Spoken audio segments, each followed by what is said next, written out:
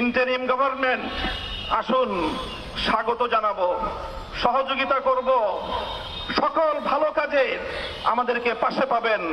আমাদের সন্তানেরা নিরলসভাবে তারা কাজ করে যায়, নিঃস্বার্থভাবে কাজ করে যায়।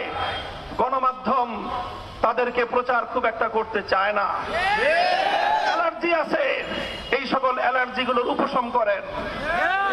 স্কুল, কলেজ, ইউনিভার্সিটির আমার সন্তানেরা যেভাবে তারা আন্দোলন করে ফ্যাসিবাদের পতন ঘটিয়েছে, প্রতিটি ক্ষেত্রে আমার মাদ্রাসার সন্তানেরাও তোমাদের সাথে হাতে হাত রেখে বাংলাদেশের ছাত্র জনতার ঐক্যের একটি অভূতপূর্ব দৃষ্টান্ত স্থাপন করেছে। রাজপথে আন্দোলনরত আমার সন্তানেরা যখন সংগ্রাম করেছে, সংগ্রামের সময় বুকের রক্ত দিয়েছে, নামাজের সময় হয়ে গেলে আল্লাহু আকবার, আশহাদু আন্না মুহাম্মাদুর রাসূলুল্লাহ আযান দিয়ে রাজপথে জামাতের সাথে নামাজ আদায় করে স্পষ্ট বার্তা তারা দিয়ে দিয়েছে, বাংলাদেশে নাস্তিকবাদের কোনো ঠাঁই হবে না, হতে পারে না। চলমান বৈষম্য বিরোধী এই আন্দোলনকে, এই সংগ্রামকে যদি কেউ নাস্তিকবাদ প্রতিষ্ঠার হাতিয়ার হিসেবে ব্যবহার করতে চায়, সে হাত আমরা ভেঙে গড়িয়ে দেব। আমরা সবসময় শান্তিপ্রিয়, কিন্তু আমাদের ধর্মের ব্যাপারে, আল্লাহর পয়গম্বরের ইজ্জতের ব্যাপারে, আল্লাহর কোরআনের সম্মানের ব্যাপারে, ইসলাম ধর্মের গৌরব মর্যাদা রক্ষার ব্যাপারে আমরা আপোষহীন। কাউকে ছাড় দেওয়া হবে না। শান্তিপ্রিয় একটি সাম্প্রদায়িক সম্প্রীতির অনন্য দৃষ্টান্ত স্থাপন করে নতুন বাংলাদেশ এগিয়ে যাবে।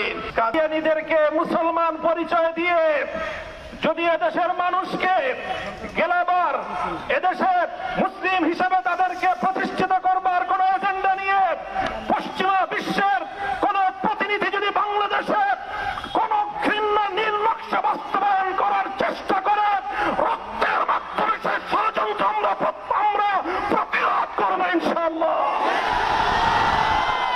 হিন্দু, বৌদ্ধ, খ্রিস্টান, কাদিয়ানী, অন্যান্য উপজাতি, ভিন্ন ধর্মাবলম্বীদের নাগরিক, ধর্মীয় সব ধরনের মৌলিক অধিকার, সংবিধান প্রদত্ত সকল অধিকার নিশ্চিত করবার জন্য এদেশের আলেম সমাজ অগ্রণী ভূমিকা পালন করবে।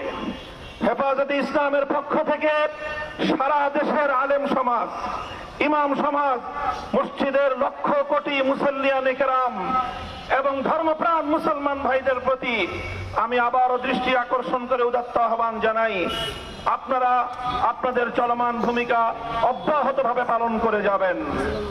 সেই সঙ্গে বলতে চাই, অন্যান্য ধর্মাবলম্বীদের ধর্মীয় নিরাপত্তা যেভাবে নিশ্চিত করতে হবে, এদেশের সংখ্যাগরিষ্ঠ মুসলমানদের ধর্মীয় নিরাপত্তা একইভাবে নিশ্চিত করতে হবে। অন্যান্য সংখ্যালঘু ধর্মাবলম্বীরা যেমন তাদের ধর্ম পালনের নিরাপত্তা পাবে, সংখ্যাগরিষ্ঠ মুসলমানদের ধর্ম পালনের ক্ষেত্রে ছলচাতুরির আশ্রয় গ্রহণ করা হবে, সেটা দেশের মানুষ বরদাস্ত করবে না। কাজেই আমি এক কথাই আজকে বলছি, কাদিয়ানীদের প্রসঙ্গ বিশেষভাবে বলছি, তাদেরকে উচ্ছেদ করা, তাদেরকে কোনোভাবে ঘায়েল করা, তাদের জানমালের নিরাপত্তা বিঘ্নিত করা, তাদের ব্যবসা বাণিজ্য প্রতিষ্ঠানে তাদের ব্যবসায়িক অধিকার ক্ষুণ্ণ করা, এটা কোনোদিন আলেম ওলামা, হেফাজতে ইসলাম, ধর্মপ্রাণ মুসলমানদের কাম্য নয়। আমরা শুধু একটাই দাবি তুলতে চাই, কাদিয়ানীরা তাদের নিজস্ব ধর্মীয় পরিচয়ে তারা যে কোনো ধর্মীয় অধিকার ভোগ করতে পারবে, কিন্তু তারা কাদিয়ানী হয়ে, অমুসলিম হয়ে মুসলমানদের ধর্ম ইসলাম নাম ব্যবহার করবে, মসজিদের নাম ব্যবহার করবে, মুসলমানদের ধর্মীয় উপাসনালয় মসজিদের নাম ব্যবহার করে মুসলমানদের ধর্মীয় অধিকার ক্ষুণ্ণ করবে, এদেশের মুসলমানরা মুখে আঙ্গুল দিয়ে চুষবে না। দলমত নির্বিশেষে সকল নিরপরাধ মানুষের সব ধরনের নিরাপত্তা বিধানে আমাদের নেতা কর্মী দেশবাসীকে আমি দায়িত্বশীল ভূমিকা পালন করার জন্য উদাত্ত আহ্বান জানাচ্ছি।